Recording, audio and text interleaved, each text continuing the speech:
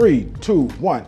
Hey, I'm State Representative Antonio Parkinson, and you are back for the Tennessee Black Caucus Weekly. I'm the chairman of the Tennessee Black Caucus, and each and every week we bring you an opportunity to become educated and learn more about the Tennessee Black Caucus, our agenda, and the things that our Black Caucus members are doing. Another superstar this week. He is none other than the good Reverend Doctor. That's my name that I call him, but he is the assistant leader of the Democratic Caucus and state representative, long line of legislative experience in his generations. He is none other than State Representative Harold Love. Reverend Parkinson.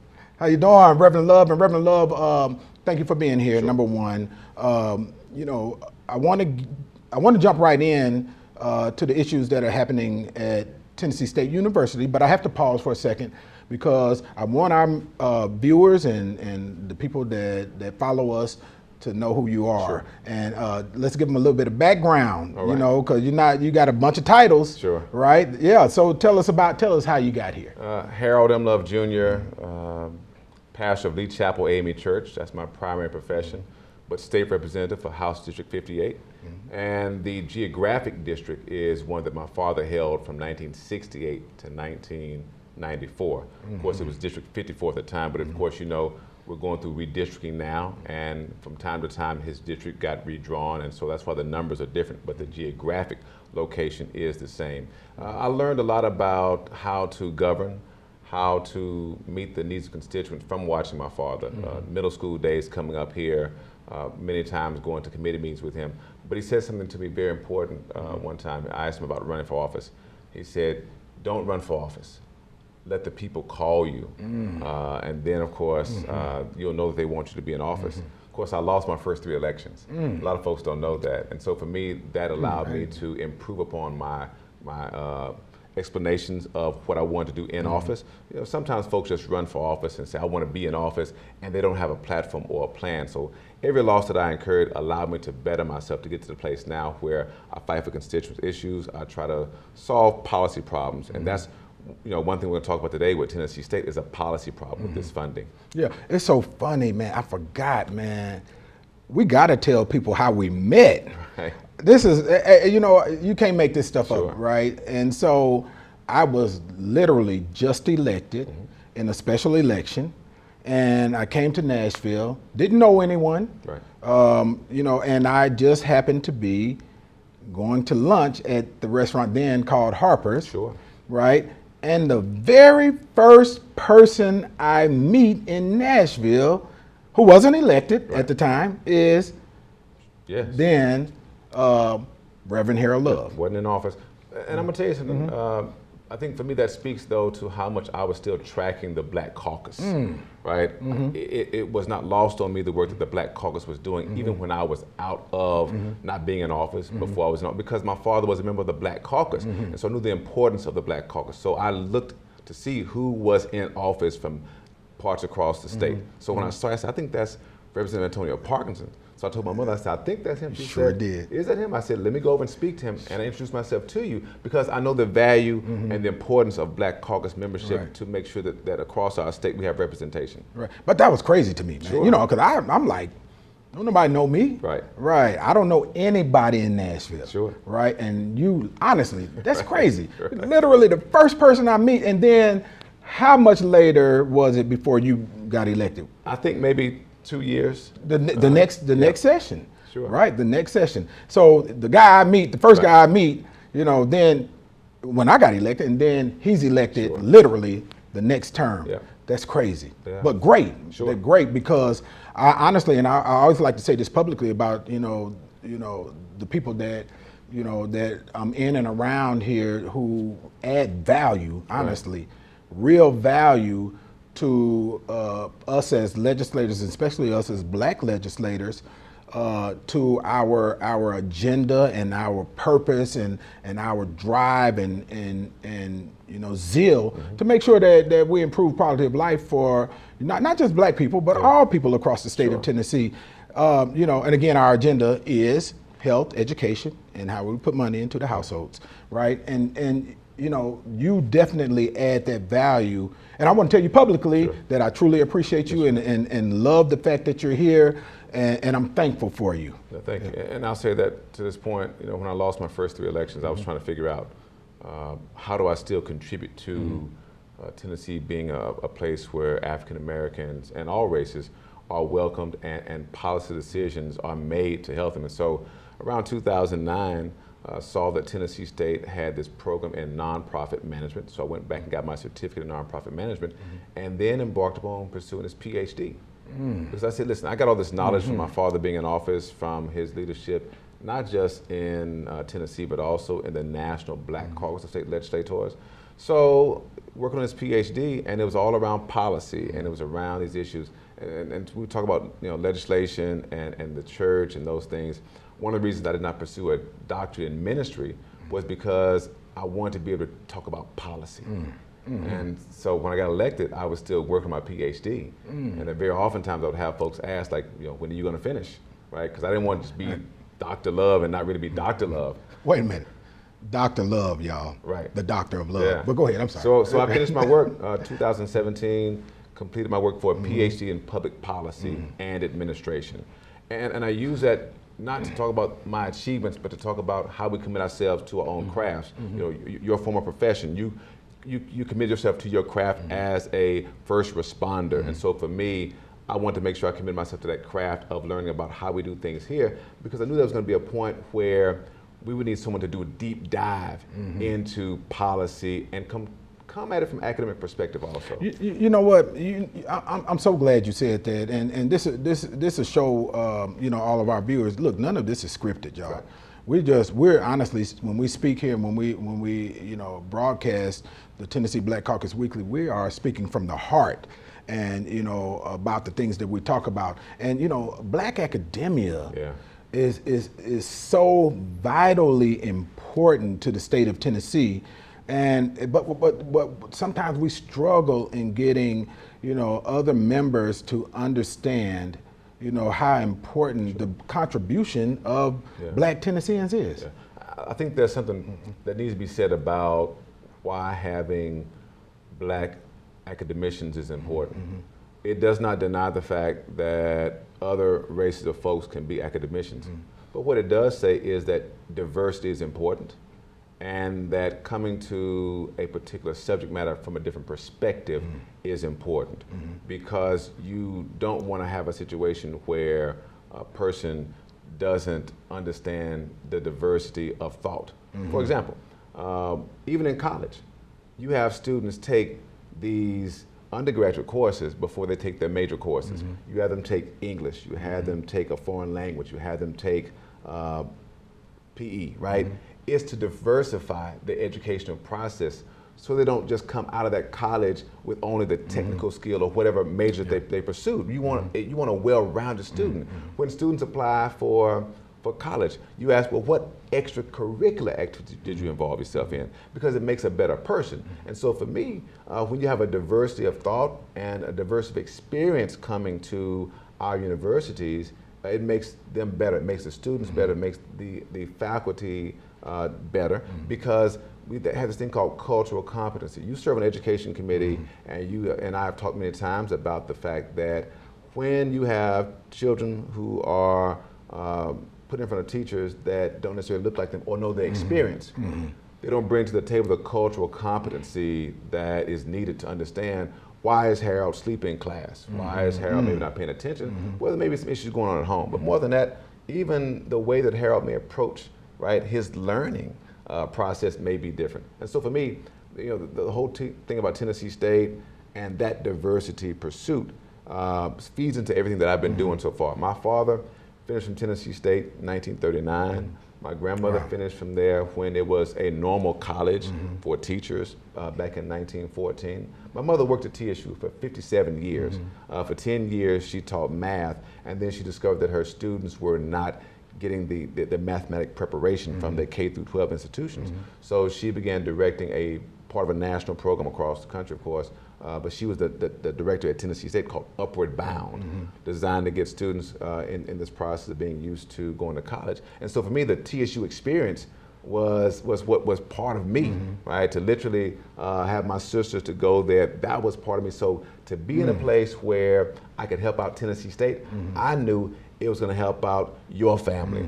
I knew it was going to help out our members in Knoxville. I knew it would help out our members in Chattanooga, all across this country, because if we could get some equity, if we could get some consistency and funding for Tennessee State, then as members of the legislature, it would make everybody better, because again, focusing and emphasizing on black issues does not deny other issues. But what it says is, well, if everybody's boat is rising, then everybody's boat is successful. But if one boat has a hole in it and it's taking on water, then everybody's not gaining. You're right. And before, and we're about to jump into this TSU funding issue, but Representative Leader, good Reverend Doctor, man got more titles. He made a point of making people better. And just standing here, I became better because I've never heard the word academician. Right. And so I hope y'all can put that definition up for when he said it, because man, boy, look, man, we're gonna need a translator, for the good Reverend Doctor. But all jokes aside, man, and as we speak about this Tennessee State University funding issue, number one, I want to implore upon our viewers the seriousness of this and the traumatic effect that hadn't even been quantified. And and we'll talk about some of that rippling effect of what this has done to black people in Tennessee. But go back from the beginning, I mean the real beginning, with all of it, so everybody knows, first of all, what has come out, and then go back to the beginning and tell them how we got here. Sure. It may be better to start at the... You start where you want to start. Okay. Yeah. So just a brief history of land grants in America. This is following issues with college enrollment and pursuit of academics in the country. Right. Justin Morrell, a United States member of Congress, realized that the average American wasn't going to college, because at that time in the 1850s and 60s, you had to have a lot of money to attend college, and it was only for a certain kind of person to attend. He said it would be great if the federal government could grant land to every state that wants to receive it, and upon that land you could build a university for everybody to go at a lower rate. And what we'll do to sweeten the pot is we'll say around the areas of agriculture and industry and even sometimes military training. What we'll do is we'll grant you land and we'll give you money and ask you to match it. So now the federal government's going to give you land and money and ask the states to match it. And before we move forward, because I want to meticulously walk through this, the purpose, I would assume, at that time, what's our time frame that we're looking at? 1860s. Okay, 1860. Slavery is still in place. Still in place, right. About to come out, right? But there's also a need to fill labor spaces and areas where there are shortages of people trained in these skills. And we're still in a very agrarian society. So Morrell says if we can get folks trained in agriculture, people who will know how to feed the world, but also in industrial arts, right, and mechanical arts, and again military training, it'd be great. And that's why many of our first land grants are such and such A&T, A&I, A&M, right? So he creates this and gets his money. He never thought that post-Civil War you would have some institutions saying to newly freed black Americans, you can't enroll. So what you have here is a situation where African Americans who are trying to pursue their college dreams, like everybody else, try to enroll in the land grant universities, and they're told they can't enroll. So Justin Morrell comes up with a solution. The solution is we'll create a second Land Grant Act with the provision that this time you cannot deny admission based upon race. So this becomes the 1890 Land Grant Act, and everything in the 1862 is consistent in the 1890s except for the provision you cannot deny based upon race. Now, of course, his experience with this also informs that maybe we should create a waiver right?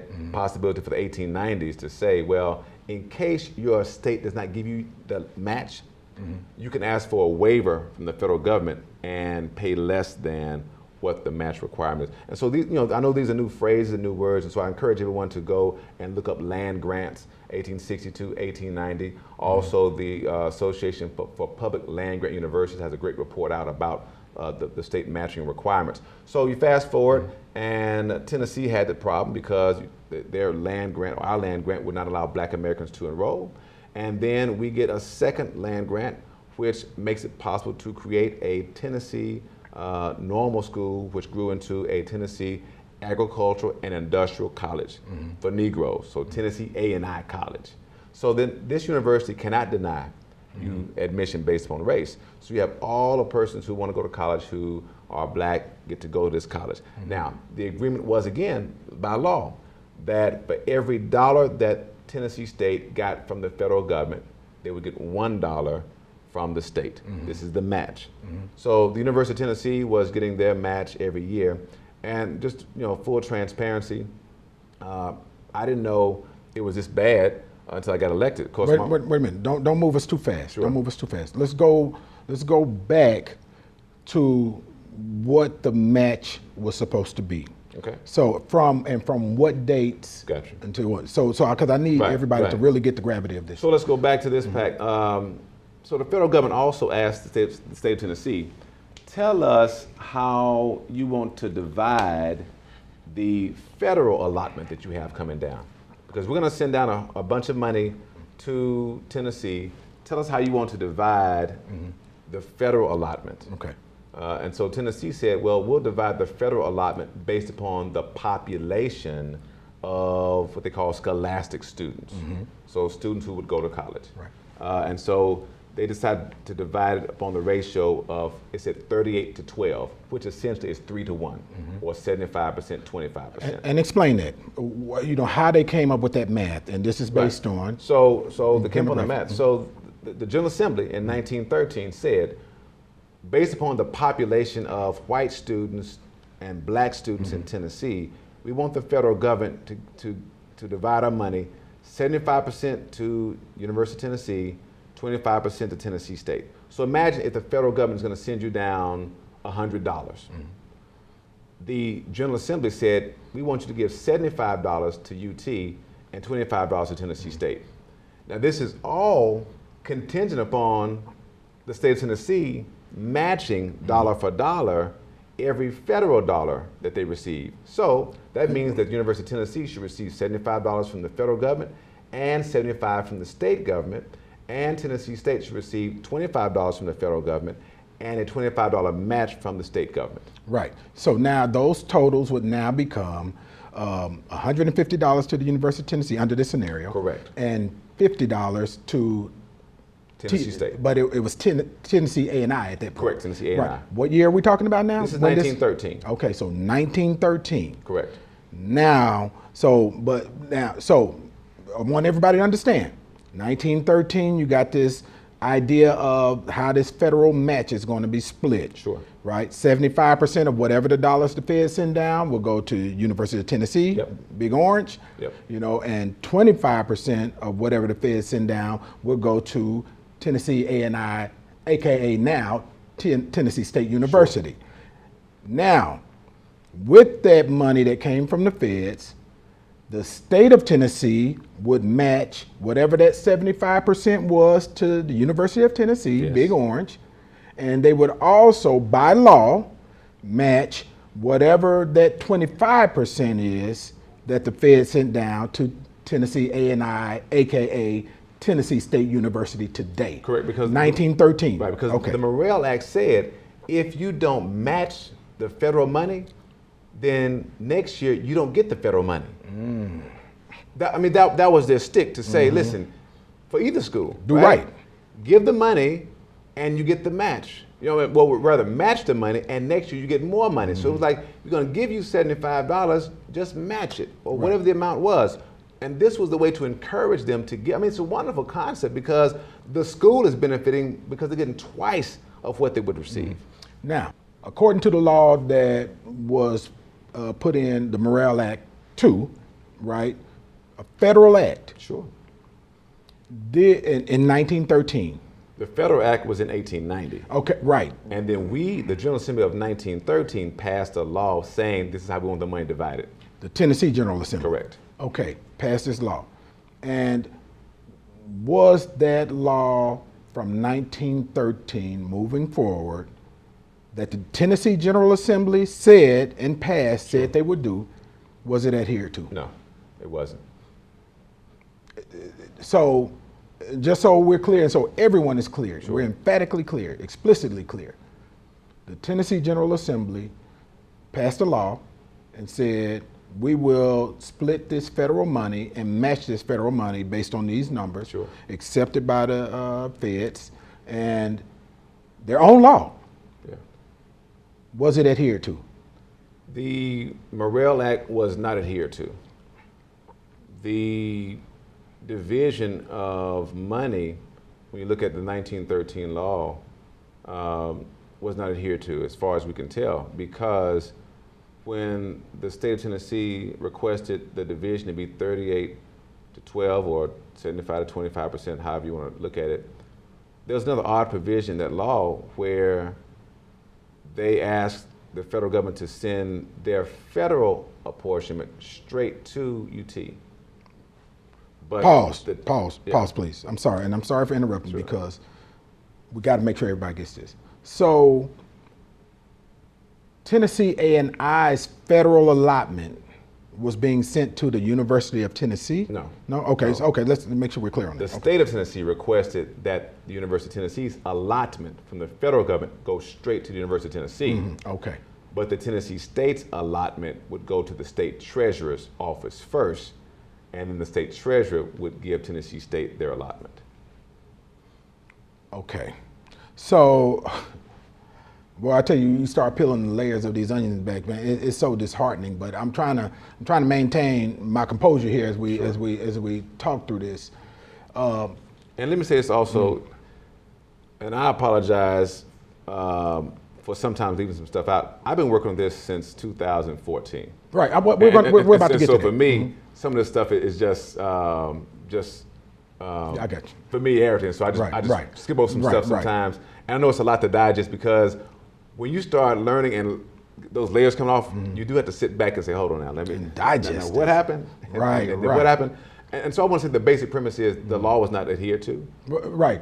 But we didn't have evidence of that yet. Right. And so that was perfect segue. That's why he's a good Reverend Doctor. And sometimes he does a pivot like this to his other Reverend sitting in the pulpit with him. And I think they throw a handkerchief at him or something sometimes. And that's the signal that he's about to build and he's, about to hit that climax in the sermon. So, and that's what we're about to do right now too. So how did we find out that they did not adhere to the law? How did this come about? So 1968, my father's elected. I think 1970, Alvin King's elected, or 68, he's elected also. And you hear from the president of the university, look, we're not getting our fair share because TSU is in my father's district. We need our state match. Were they getting any of the state match? They're getting dribbles. And some of the federal money was not getting there. So they're having to maintain. Now let me pause here and say the federal government said again, we need you to show proof that you have the match. Show on your books that you have this match you received. So many times what these HBCU land grants did was they took money out of their fundraising effort. They took money out of their general rainy day fund. They took money out of what they might use for scholarships and teacher salary increases and for maintaining bills. They took money out of that to put toward their ag program to make the match. So you got the victim covering for the state. Yeah. And I'm gonna tell you why they did it, right? So your hope is that, okay, we didn't get the match in, let's say, 1940. But maybe we'll come back next General Assembly and we'll get the match. So we'll take care of it and we'll come back. This is how we do with the budget sometimes. We don't get something in the budget, we come back next year, we don't make a fuss about it. So then 1941, you come back and they say, well, we don't have the money for the match. Okay, well, what can we do? Well, we'll give you some more money for this department. Okay, well, then next year you want to come back and get the match. So what happens is over a period of years, you know, it's one incident, then if it's 2 or 3 times, it goes from being an incident to a series, right? And then a series, you know, like a TV show. One episode is a pilot, right? But then you get several episodes, it's a series. It's a series and it's then a season. So now what you have is, you know, you have 1940s go by and you have presidents who change. So presidents worried about enrollment, graduation rates, trying to recruit teachers. And then the president leaves and another president comes in and said, listen, here's the issue. We got these things going on with these buildings, these things with recruitment, these things with faculty. Oh, and by the way, we're not getting us full land grant match, but here you go. You know, you take over this fight. The question that everybody is waiting to hear: how much money has Tennessee State University not received that the university should have received by law? So let me build a bit more to get to that Go point. ahead, go ahead. So 1970, Alvin King leads this committee, my father's on it, to investigate this arrearage. And they discovered that, you know, in 1970, there's roughly $4,500,000 sent down to the state of Tennessee from the federal government. And for Tennessee State University? For $4 million sent down for both the UT and Tennessee State. Okay, got you, okay. And the split's supposed to be 75-25. Gotcha.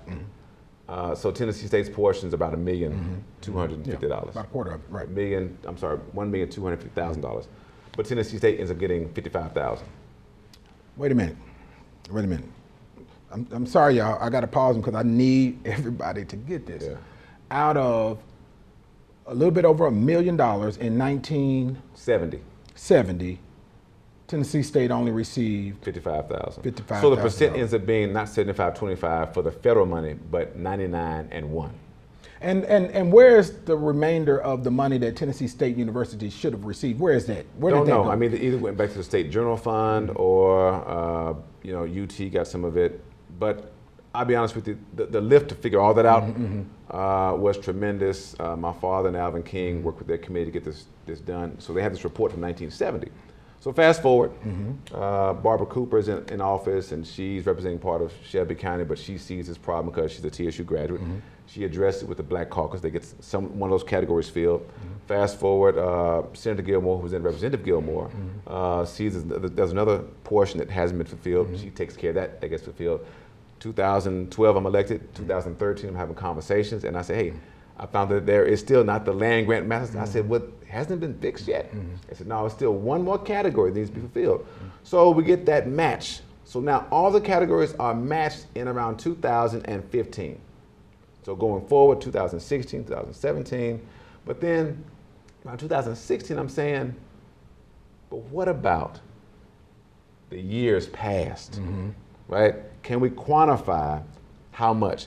Because it's lost opportunity at this point, right? Imagine that if you were supposed to get a check from your employer last year and you didn't get it, right? What's the lost opportunity? The back pay. Right, the back pay. Even in economics, they talk about opportunity cost, right? And if you miss that opportunity, what does it cost you? What if you didn't buy that stock at that right moment? What if you didn't invest in your company more than you could have? These are lost opportunities. At that time. Which then catapults forward and has a deeper impact because it's a lost opportunity. So Reverend Love, thank you again. Fast forward to 2020, there's so much going on in the country, right? You know, we got the George Floyd protests. You know, we got President Trump in office, and there's racial tension. And and we all come from different communities and backgrounds in the Tennessee House, right? And we're fortunate enough with our Speaker Cameron Sexton.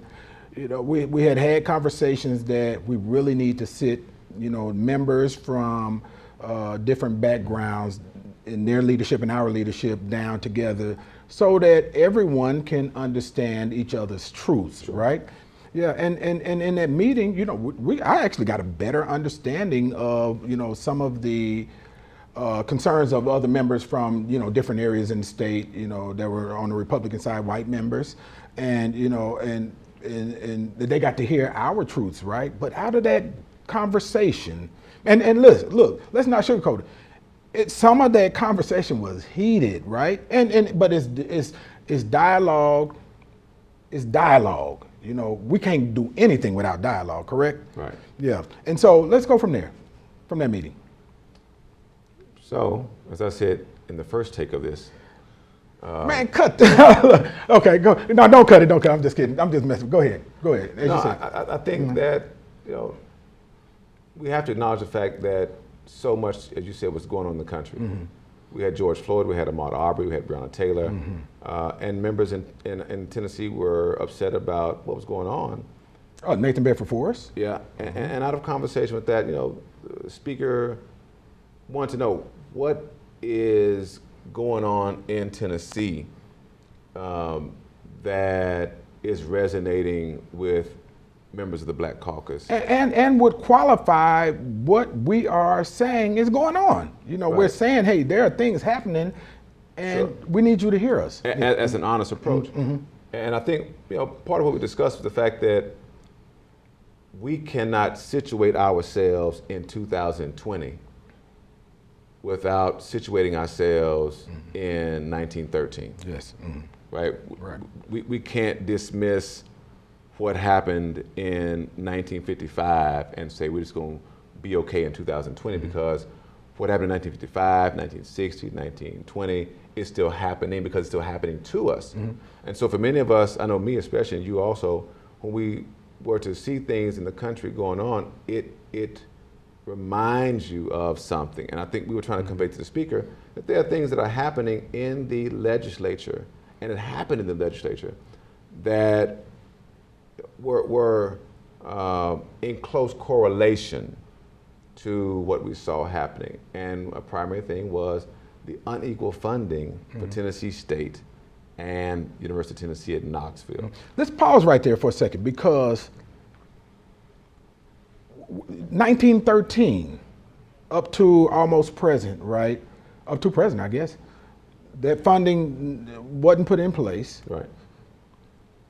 Tennessee A&I, today Tennessee State University, suffered from a lack of funding. We got to address what are some of the waves that came out, or the ripple effect of that funding not being put in place. Well, I think one can look at infrastructure not being maintained. One can look at unequalness when it comes to endowment levels.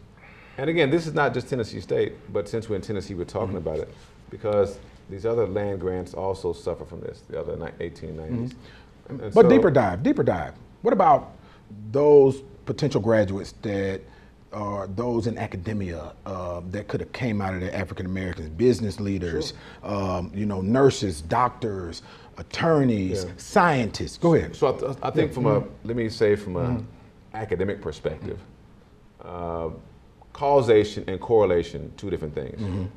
So we can't say that not having the money caused TSU to have these issues of not graduating, but we can say there's a correlation. Right, gotcha. There's a close correlation to say that if you are not given over $500 million for 50 years, and you're having to replace that money with your own reserves, then there's a correlation to buildings not being maintained. There's a correlation to scholarship dollars being lower. There's a correlation to faculty salaries not being given an increase. There's a correlation to say these things are having an influence on these other outcomes. Students choosing other universities. Yeah, sure. Based on what this university, who is receiving its full funding, has, versus this university, who is basically being starved. And we've always said this, it was never UT versus TSU, it was always TSU saying to the state, we need our funding. And let me pause here and say that, you know, I think that all the presidents of Tennessee State did a marvelous job keeping the doors open and graduating students and doing research and producing world-class alums who have transformed our world.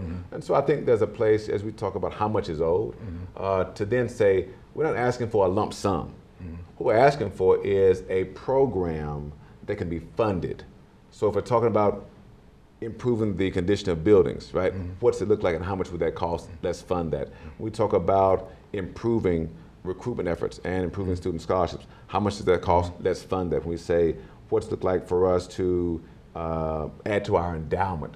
What's that look like and let's fund it? So it's not a blanket, give us $500 million. It's a, let us find programs that will contribute to a better outcome for this university and its alums and its students and its faculty and everybody. So I don't even know if we ever even said exactly what the number is. What's the number? So the range we've been given is between 150 million and 544 million. And we say range because those numbers were based upon amounts captured from 1955 and 2006 with two different ratios. One is a 89 to 11% ratio or 11 to 1. The other one is a 75-25 or 3-to-1 ratio. Somebody said, well, why do we have two different ratios? Because as Tennessee State was still getting its bare minimum and not the full match, the University of Tennessee was getting more, it was getting its match and above to the point that it was getting from 1-to-1 match to 6-to-1 to sometimes 12-to-1. Right. And so, again, I don't want this to be lost upon our viewers. We're about to wrap it up, but $540 million. $544 million. Over $500 million. Sure. Over $500 million with the B. Y'all make sure y'all put that number up on the screen because I need people to see this. $544 million. And I don't want us to be speculate on what the university could do with $500 million, but it really should. I'll try to be nice about it. Create some concern. But what it did, though, honestly, what the pandemic and the times that we're in, the unrest that we're in the last year, is it really ripped the veil away. And exposed areas that we as a state need to work on. It exposed areas where, the equity is just not there. Sure. And I tell people all of the time, and I'm so thankful for you, man, because y'all don't realize this brother right here is the one that pulls me back when I need to be pulled back. It slows me down because I'm trying to, right? But the conversations around race and the conversations around, the treatment of African Americans, Black people in Tennessee, and it's uncomfortable. Sure.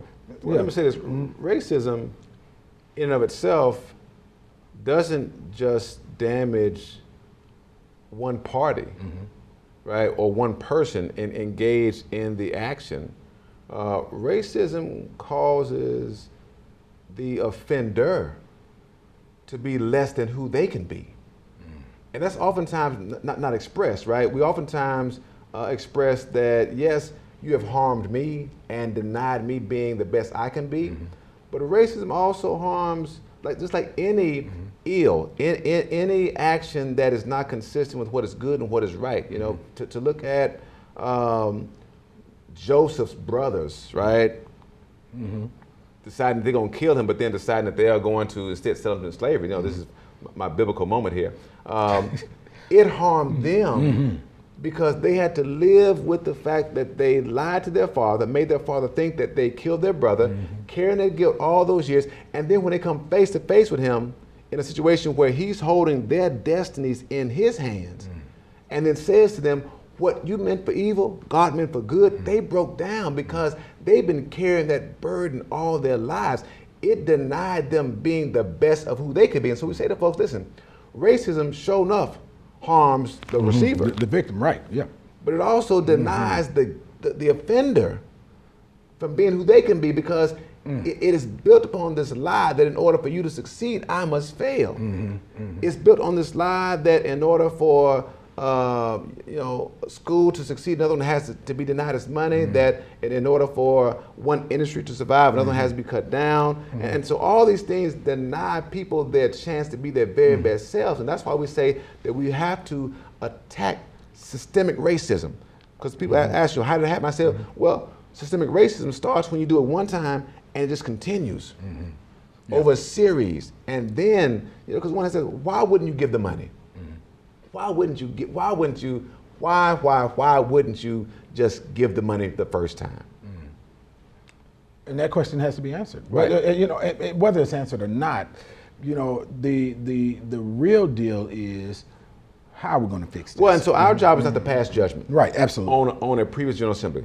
Our job is to look at what they did and say, now how can we cure this? We do this every time we convene for the General Assembly. We look at past laws and say, how can they be updated? We say, well, listen, this law here is outdated because the world has changed. Let's update this, right? This law kept some people from being the very best. Let's get rid of this law. And so what we're doing, I think, is simply saying, this was done by a previous General Assembly, a previous state government. And continued in some cases. And so let us now make this right. Right the wrongs. Sure. And no, we're not trying to judge anyone. Nope. Let's just fix it, right? And I say this all the time, and I'll say this in wrapping up is our state can benefit immensely with the ability for African Americans to contribute unencumbered. Sure. And so, if we got to get this right. And let's be clear about Tennessee State and other 1890 HBCUs. They cannot deny anyone admission based upon race, right? And so the population that was at Tennessee State was never just black folks, right? Truth be told, if you look at their programs now, they've always been more diverse than the other campuses. Right. So it's never just been a black school for black students, but what it said was, everybody, you can come here. Right, but at the time, everybody couldn't go to UT. Correct. Right, and I'm going to wrap us up on that note, but I cannot wrap us up, the good Reverend Dr. State Representative Harold Love, without sending a shout to Dr. Glover at Tennessee State University, who's doing a wonderful job. We love and appreciate each and everything that you're doing, and hopefully you'll get a chance to see this. But Reverend Love, man, this has been not only educational for me, but I hope our viewers get it and get the gravity. This is the one instance where I had to slow you down, in my 11 years of being up here, because normally it's you saying, hell, hold on, just think about it this way. Let's approach it, and I appreciate you, man. You are an absolute asset to our state and an absolute asset to me personally, and I want to thank you for that, man. So any last things you want to say without doing the pivot and without, bringing the choir in? I thank you for the platform to discuss this. I hope that the viewers do your research, study up on this, because undoubtedly somebody went to an HBCU. Somebody that you may work with, some family member went to, or was influenced by someone who attended one. And that's what we're just saying, invest in them so that we can be better. And so we're going to make sure that we put those links too, that so people can get to it inside of the video or inside of the comments on the video. So we want everybody to click on the links and find out about it. Hey, I'm State Representative Antonio Parkinson, and this has been the Tennessee Black Caucus Weekly. Don't forget, share the video. Share everything, share the educational experience, right? And don't forget, follow us on all of our social media, TN Black Caucus. And I'm out.